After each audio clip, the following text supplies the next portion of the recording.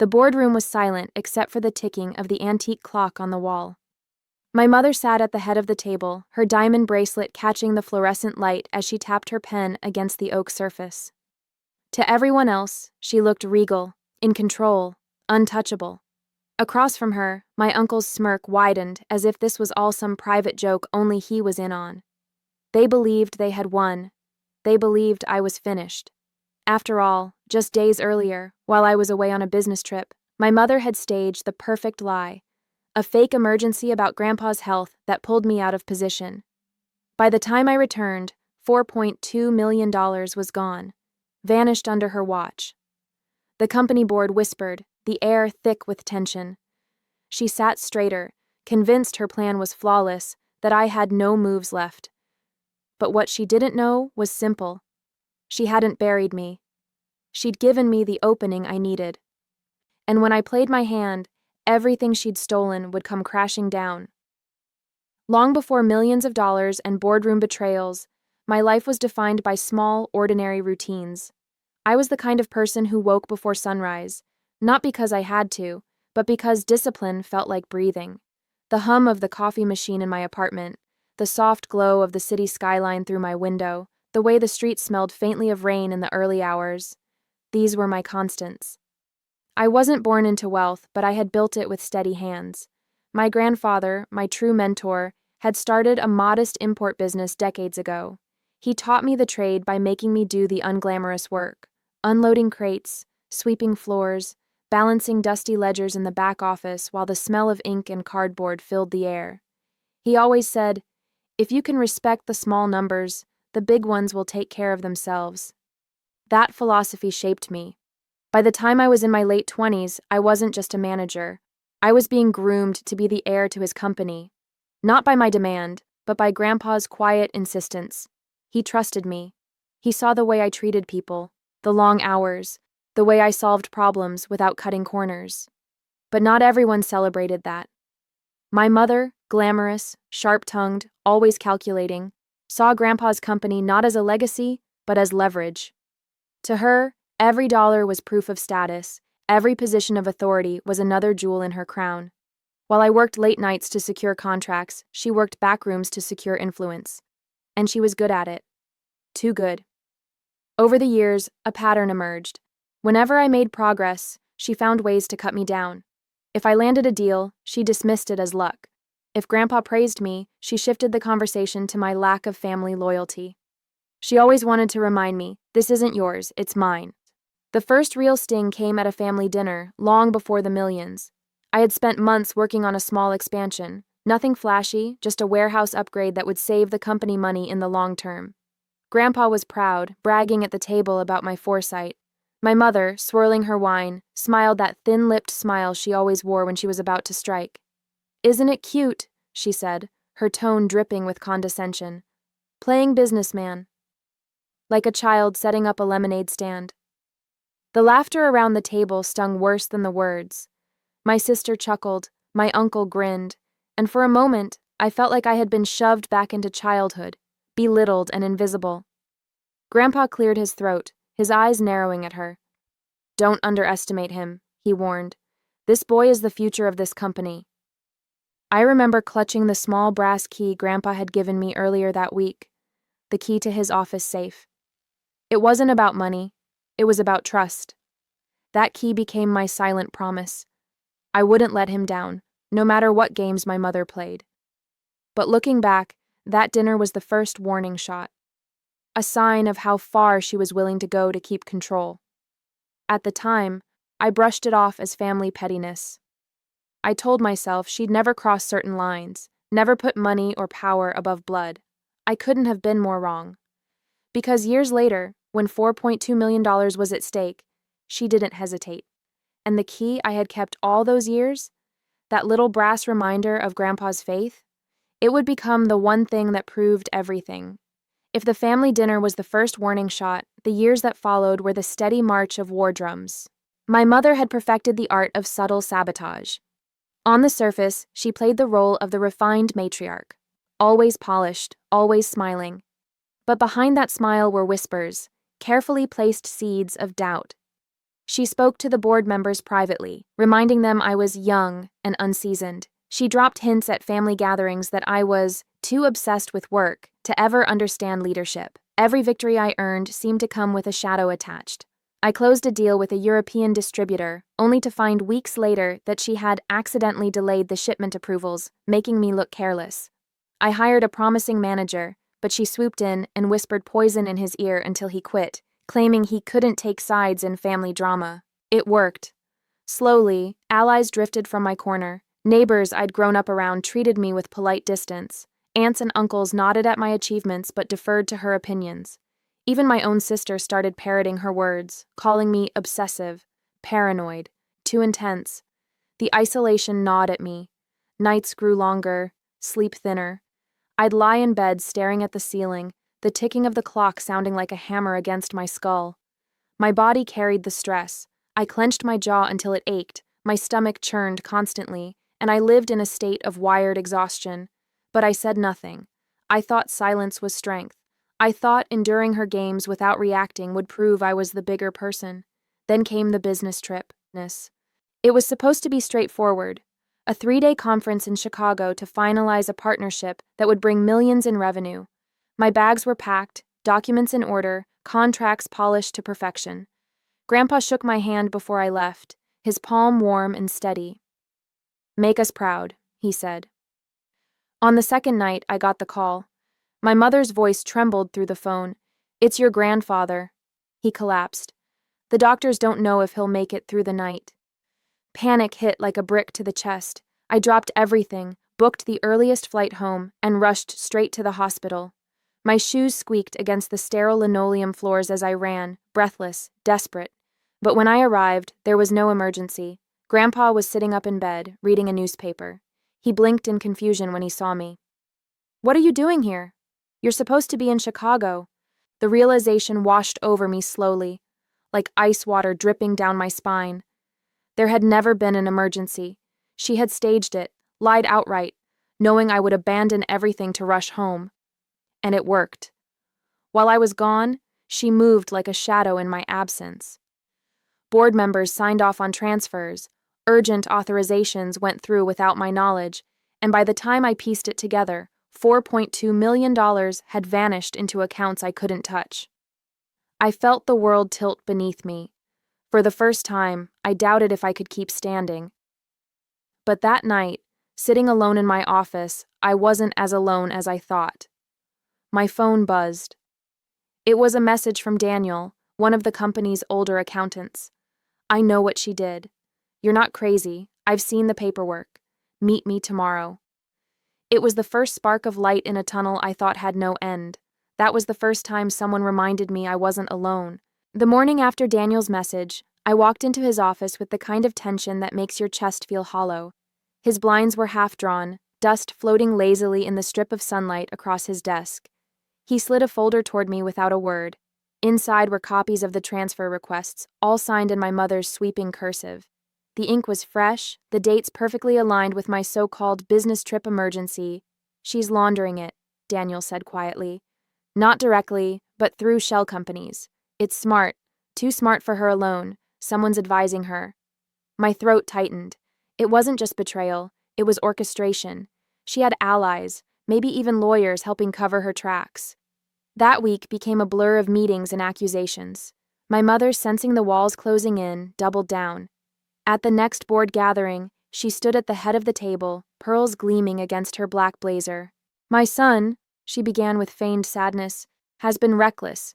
The company funds are compromised. We can't trust him with leadership." Gasps rippled across the room. Eyes turned toward me, some skeptical, some already convinced. She had prepared this moment like a stage play, each line rehearsed to paint me as the villain. I opened my mouth to defend myself, but she cut me off with crocodile tears. "I'm his mother, and I love him, but I can't allow him to destroy what our family built." That was the moment I felt truly cornered. Stripped of allies, accused of betrayal I didn't commit, and shamed publicly by the one person who should have defended me. I went home that night to an apartment that suddenly felt like a cage. The city lights outside my window blurred, distorted by the film of exhaustion over my eyes. My chest ached from the weight pressing down on me. But then, I remembered the key. That small brass key, given to me by Grandpa years ago. The one he told me was for his office safe. I hadn't thought about it in months, but as I pulled it from my desk drawer, running my fingers along the ridges, a realization hit me. Whatever he had locked away might be the only proof left of where the truth lay. The next morning, before anyone else arrived, I slipped into Grandpa's office. The safe stood in the corner, squat and unassuming. My hands shook as I slid the key in, the tumblers clicking like thunder in the silence. Inside, beneath old ledgers and photo albums, was a leather-bound notebook. Grandpa's handwriting covered every page. Transactions, signatures, notes about meetings. He had kept meticulous records, even when no one asked him to. And there it was, in his neat cursive, details of the funds, the transfers, and even warnings. Mary insists on moving company money, claims it's temporary. Do not trust this. My chest tightened, not with fear this time, but with relief. He had known. He had left a record, not for himself, but for me. That night, I copied every page, scanning them, saving digital backups. For the first time since this nightmare began, I had something stronger than my mother's lies, proof. But the twist wasn't just mine. When I confronted her with the evidence, her lips curled into that familiar smile, sharper than glass. "You think that will save you?" she whispered, her voice low and venomous. "You don't understand, do you? I am this company. You're nothing without me." Her confidence was chilling, because even when faced with proof, she wasn't backing down. And in that moment, I realized something crucial. This wasn't just about money, it was about power, and she was willing to burn everything, me, the company, even Grandpa's legacy, to keep it. If the discovery of Grandpa's notebook was a spark, my mother responded by pouring gasoline across the battlefield. Within days, rumors swirled through the company halls like smoke. Managers whispered in break rooms that I had forged documents, that I was trying to rewrite history. Employees who once greeted me warmly now lowered their eyes, afraid to be seen on my side. Even suppliers, people I had worked with for years, suddenly hesitated to return my calls. She was clever. She didn't just accuse me directly, she weaponized innuendo. At a charity dinner, she leaned into a board member and murmured loud enough for others to hear, "It breaks my heart that he's struggling mentally. Stress can make good people do terrible things." By the end of the week, whispers had become consensus. I was unstable, untrustworthy, a liability. And yet, she wasn't finished. Fake reports appeared, misplaced invoices, altered numbers, even an anonymous email accusing me of siphoning funds for personal use. It was a smear campaign so thorough it almost made me doubt myself. Almost. Because I had the notebook. And I had Daniel. That was enough to shift my mindset. I stopped waiting for her to destroy me and started building my defense. I became meticulous. Every conversation, every phone call, every memo, I documented it all. I met quietly with allies who hadn't fully bought into her story, presenting them with carefully chosen pieces of Grandpa's records. I backed up every file, encrypted copies, stored them in cloud accounts she couldn't touch. At night, I poured my stress into preparation. Therapy sessions helped me sharpen my resolve. Long runs through the city cleared the fog from my mind. For the first time, I stopped reacting to her and began strategizing. The brass key, once just a symbol of Grandpa's trust, became my anchor. I carried it in my pocket, rubbing it between my fingers whenever the weight of her lies pressed down on me. It reminded me of who I was fighting for, not just myself, but the man who had believed in me when no one else did. Meanwhile, cracks began to show in her empire. The more she pushed, the more desperate she looked. Her smiles at meetings grew tighter, her temper shorter. I caught her snapping at board members, raising her voice in ways she never would have before. For someone who prided herself on control, she was slipping. And then, the tide turned. A junior auditor, someone I barely knew, slipped me a flash drive one evening. "I don't want to be involved," she whispered, "but you need to see this." On it were files my mother thought she had hidden. Offshore transfers, slush accounts, even payments to consultants who specialized in corporate takeovers. Proof that she hadn't just stolen the money, She had been planning to cut me out entirely, to seize the company as her personal empire. When I saw it, a calm settled over me. Not relief, not joy, something sharper. For months, she had painted me as paranoid, unstable, a fraud. But now the truth was undeniable. The day of reckoning was coming, and no one could stop it. The boardroom felt colder than usual that morning. A storm brewed outside, rain streaking down the wide glass windows, thunder echoing faintly in the distance. The long mahogany table gleamed under the fluorescent lights, every chair filled. At the head sat my mother, her posture impeccable, pearls resting neatly against her neck. She wore the smile of a victor, the kind of smile meant to say, "This is over before it begins." She cleared her throat. "Before we begin, I'd like to address the elephant in the room. My son has, unfortunately, demonstrated behavior that puts this company at risk. Missing funds, erratic decisions, paranoia." Her voice was steady, dripping with false sympathy. "For the sake of stability, I recommend he step down." Gasps, murmurs. All eyes turned to me. For a moment, silence pressed against my chest like a weight. Then, I stood. "Funny," I said quietly, sliding a leather folder onto the table, "because I brought something to address the same elephant." The room stilled as I opened the folder and spread the documents across the table. Scanned pages of Grandpa's notebook, transaction logs, offshore accounts linked directly to her name, even copies of her signed authorizations. Each paper landed like a hammer. Thud, thud, thud. My mother's smile faltered, just slightly, but I saw it. I let the silence stretch, then said, "While I was in Chicago, you staged a fake emergency. While I rushed home, you siphoned off $4.2 million through shell accounts. And when I confronted you, you called me paranoid." The room was frozen. The only sound was the rain hammering harder against the glass. I reached into my pocket and pulled out the brass key, holding it up. "Grandpa gave me this years ago. He trusted me with his records, and those records tell the truth." Daniel stepped forward, placing the flash drive on the table. "These files back it up. Every cent, every account, every lie." My mother's composure cracked. Her hands trembled as she reached for the papers, her voice breaking. This is fabricated. He's trying to frame me." But no one was listening. Board members leaned forward, eyes wide, scanning the proof. One of them, usually her staunch ally, muttered under his breath, "Good God." The power shifted in the room like a tide turning. I straightened my shoulders, my voice calm, firm. "This isn't about family politics anymore. This is about theft, betrayal, and the destruction of the legacy Grandpa built." My mother slammed her hands on the table, desperation in her eyes. "You ungrateful child! I built this. I protected this family while you played pretend. I didn't flinch. No, you protected yourself, and now everyone sees it." The room fell silent again. My mother's chest heaved, her mask finally slipping. For the first time in my life, I saw fear in her eyes. I gathered the papers back into the folder, closing it with deliberate care. My final words cut through the heavy air. "I don't want apologies. I want change." The thunder outside cracked like punctuation, and in that moment, her empire collapsed.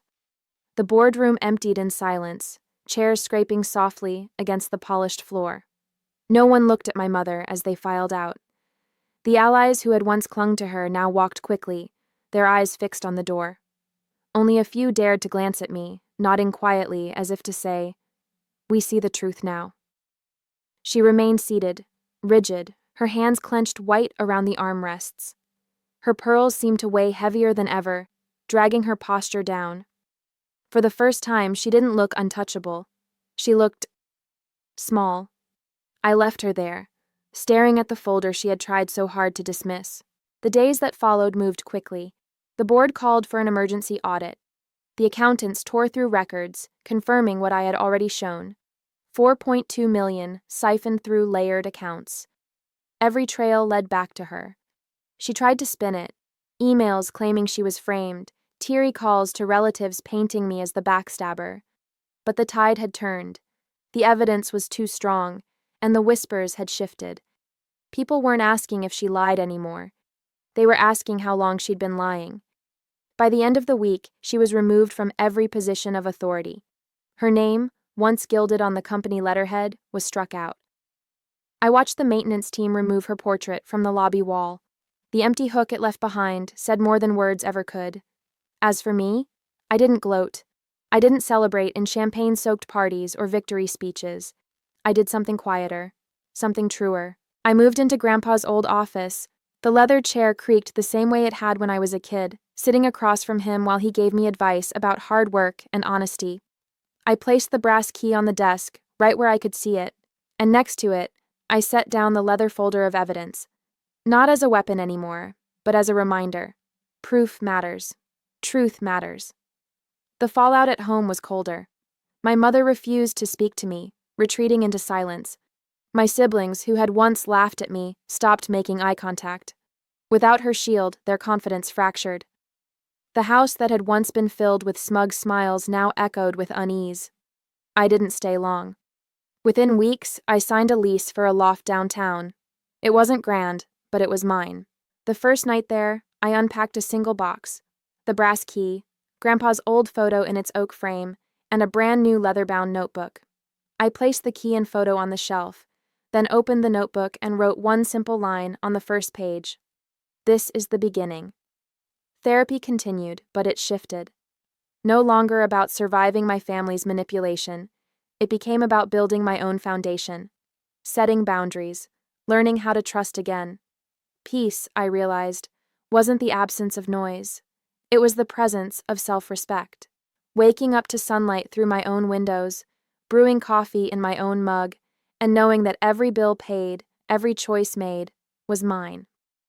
One afternoon, while organizing my desk, I found the old slips of paper I used to keep in the frog piggy bank. The ones I'd written years ago, on nights I felt invisible. You're stronger than this. You matter. Don't give up. I smoothed out the wrinkles and placed them in a glass jar on my shelf. Not hidden anymore, but displayed. Proof that even when no one else believed in me, I had carried my own light. And as I looked around my new space, the shelves lined with my own things, the silence no longer hostile but peaceful, I felt it settle in my chest. This wasn't the end. It was the beginning. If you've stayed with me until now, maybe something in this story echoed in your own life. Maybe you've faced betrayal, favoritism, or the crushing weight of someone else's control. Maybe you've been told you're ungrateful, weak, or unworthy. But here's the truth. Worth isn't handed to you. It's something you claim. Even when they laugh, even when they smear your name, even when the people who should have protected you turn against you. So I want to hear your story. Have you faced moments like this? How did you rise above them? Share it in the comments, because someone out there needs your strength. Remember, survival isn't weakness, it's proof of strength, and strength once claimed can never be taken back.